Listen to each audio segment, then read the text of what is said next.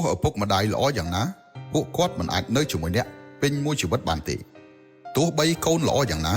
ពេលធំឡើងពួកគេនឹងចាក់ចេញពីអ្នកកូនស្រីដែលអ្នកបង្កើតគឺសម្រាប់កូនប្រសាប្រុសកូនប្រុសដែលអ្នកបង្កើតគឺសម្រាប់កូនប្រសាស្រីមានតែភរិយាទេ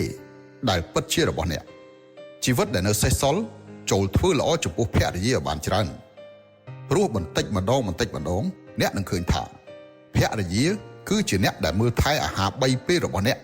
ជាអ្នកដែលព្រួយបារម្ភពីសម្ពាធឈាមឡើងចុះរបស់អ្នក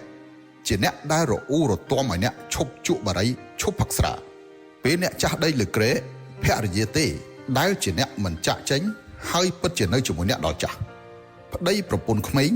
คล้ายជាគូគប់ពេលចាស់តើអ្វីទៅជាគូគប់ចាស់មានតែក្រោយពេលរស់នៅជាមួយគ្នារាប់សិបឆ្នាំបានភ្លក់រសជាតិជីវិតទាំងផ្អែមល្វីងជូរចត់និងជួយគ្នាទៅវិញទៅមកទៅពិតជាយល់ថាគូគប់ចាស់គឺការស្រឡាញ់ថ្នាក់ថ្នមយល់ចិត្តជឿទុកចិត្តគោរពអត់ឱនអធ្យាស្រ័យនិងមិនបោះបង់ចោលគ្នាហើយអ្នកដែលនៅជាមួយអ្នកនោះគឺជាភរិយារបស់អ្នកទោះបីអ្នកមានទ្រព្យសម្បត្តិច្រើនយ៉ាងណាក៏មិនប្រសើរជាងការមានគូគប់ពេលចាស់ដែរ